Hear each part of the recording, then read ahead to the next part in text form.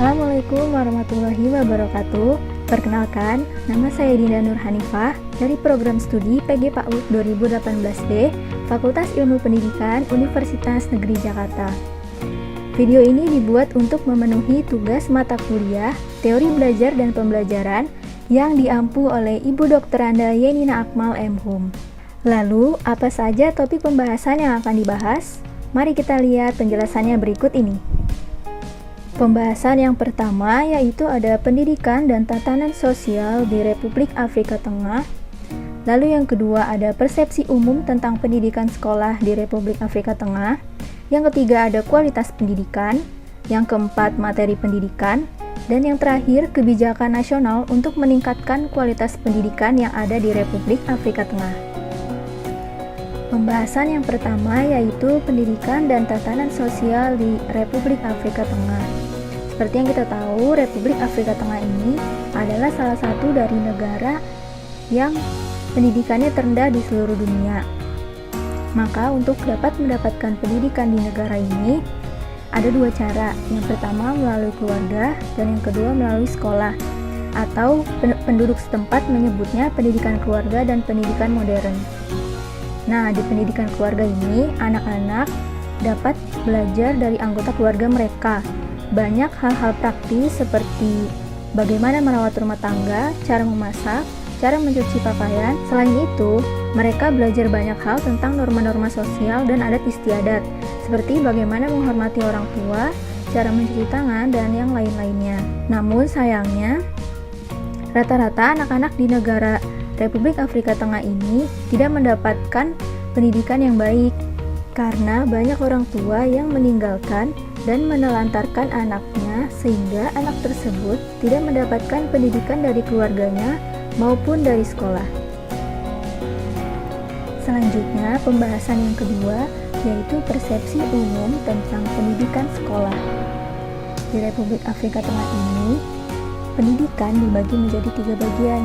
Yang pertama ada pra-pendidikan dasar dan dasar, yang kedua ada pendidikan menengah, dan yang ketiga ada pendidikan tinggi. Di pra-pendidikan dasar, anak-anak yang berusia 3-6 tahun dipersiapkan untuk memasuki pendidikan dasar. Dan di pendidikan dasar ini, anak-anak yang berusia 6 tahun melakukan pendidikan dasar pertama, lalu anak-anak yang berusia 11 tahun melakukan pendidikan dasar yang kedua. Di pendidikan dasar yang pertama, anak-anak berusia 6 tahun ini menjalankan pendidikan selama 5 tahun. Dan di sini anak-anak berfokus mempelajari keterampilan pendidikan praktis dan umum. Anak-anak yang menjalankan pendidikan dasar kedua, mereka menjalankan pendidikan selama 4 tahun. Dan anak-anak yang lulus dengan baik akan direkomendasikan naik ke pendidikan menengah. Selanjutnya ada pendidikan menengah. Pendidikan menengah ini berlangsung selama 3 tahun dan dibagi menjadi 2 pilihan. Yang pertama ada pendidikan menengah umum dan pendidikan menengah teknis dan profesional. Mereka yang berhasil menyelesaikan pendidikan menengah umum dan lulus ujian sarjana muda akan memenuhi syarat untuk masuk ke pendidikan tinggi. Lalu mereka yang mengambil pendidikan menengah teknis dan profesional dilatih dan dipersiapkan untuk bekerja di berbagai perdagangan dan diberi sertifikat kemahiran setelah menyelesaikan dan lulus ujian. Dan bagi mereka yang melanjutkan ke pendidikan tinggi, di Afrika Tengah ada universitas nasional, yaitu Universitas Bangui yang berada di ibu kota. Universitas ini didirikan pada tahun 1969. Lalu mereka bisa memilih jurusan apapun yang mereka inginkan dan menjalankannya secara profesional. Pada umumnya, anak-anak di Republik Afrika Tengah sangat menyukai sekolah, dan mereka-mereka yang ingin sekolah biasanya hormat terhadap guru dan kepada orang tuanya. Namun, tidak semua anak bisa bersekolah. Ada juga anak yang tidak bisa bersekolah dikarenakan finansial keluarga yang tidak mencukupi. Anak-anak yang seperti ini hanya sebatas mendapatkan pendidikan di keluarga mereka dan bagaimana mereka bisa membantu keluarganya untuk tetap hidup di Republik Afrika Tengah. Yang ketiga ada kualitas pendidikan.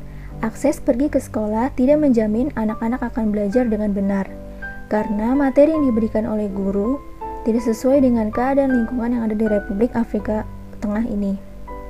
Lalu kebanyakan orang-orang berpendapat bahwa pendidikan publik yang ada di Afrika Tengah adalah pendidikan yang paling buruk. Menurut data UNESCO, 64% orang berusia antara 15 sampai 24 tahun buta huruf pada tahun 2015. Hal ini merupakan peningkatan tajam sejak tahun 2000 yang pada saat itu mencapai 39%. Jadi, meskipun semakin banyak anak pergi ke sekolah, kualitas pendidikan semakin menurun. Dari data 23 anak yang bersekolah di sekolah publik dan sekolah swasta, dapat dibandingkan apakah mereka bisa menulis atau tidak. Di tabel berikut ini, anak-anak yang bersekolah di sekolah publik, ada 4 anak yang dapat menulis dan 12 anak tidak dapat menulis. Hal ini menyatakan bahwa 75% anak-anak yang bersekolah di sekolah publik tidak dapat menulis. Namun, jika di sekolah swasta, anak-anak yang dapat menulis terdapat 7 anak, yaitu besarnya adalah 100%, di mana semua anak-anak yang sekolah di sekolah swasta dapat menulis. Jadi, anak-anak yang bersekolah di sekolah publik kualitasnya lebih rendah dibandingkan dengan anak-anak yang sekolah di sekolah swasta. Jadi, mengapa anak-anak yang sekolah di sekolah publik memiliki kualitas yang lebih rendah dan tidak bisa membaca? Hal ini terdapat banyak faktor. Di antaranya adalah kekurangan gizi, ketersediaan dan kualitas bahan pendidikan, posisi dan kualitas guru, korupsi, peraturan dan hukuman, dan kebijakan nasional untuk meningkatkan kualitas pendidikan yang ada di Afrika Tengah. Yang keempat, ada materi pendidikan.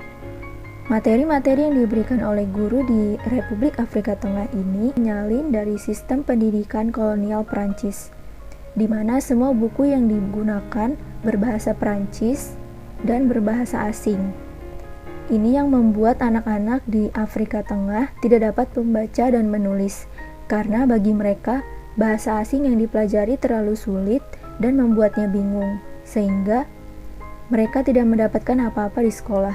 Dalam sekolah pendidikan dasar, ada 2 buku resmi yang menjadi 2 buku nasional, yaitu ada buku Prancis dan buku matematika. Kedua buku ini sangat tidak relevan dengan keadaan lingkungan yang ada di Afrika Tengah, sehingga anak-anak tidak dapat menangkap pembelajaran yang diberikan. Contohnya terdapat di gambar yang ditampilkan sebagai berikut. Kisah-kisah dalam buku Prancis sering tentang hal-hal yang tidak ada di sebagian besar di Republik Afrika Tengah, seperti bagaimana naik kereta, padang pasir, dan program-program TV yang ada di Prancis. Di buku-buku ini terdapat gambar-gambarnya, dan hal ini yang membuat anak bingung serta tidak mengerti karena tidak relevan dengan kehidupan sehari-hari anak-anak yang ada di Afrika Tengah. Yang kelima yaitu kebijakan nasional untuk meningkatkan kualitas pendidikan, di mana ide-ide kebijakan tersebut adalah untuk meningkatkan akses dan kualitas pendidikan. Yang pertama ada penerapan strategi kantin sekolah nasional. Yang kedua ada penyediaan perlengkapan sekolah. Yang ketiga ada peluncuran pelatihan guru dan program rekrutmen. Yang keempat pengenalan pendidikan non-formal. Lalu selanjutnya ada peluncuran suplemen nutrisi dan kampanye fortifikasi makanan. Lalu ada rencana untuk membangun 218 sekolah. Namun lagi-lagi dari rencana yang sudah direncanakan ini belum ada hasil yang signifikan dari pemerintahan Republik Afrika Tengah. Sekian video pemaparan tentang pendidikan di Republik Afrika Tengah. Kurang lebihnya mohon maaf. Wassalamualaikum warahmatullahi wabarakatuh.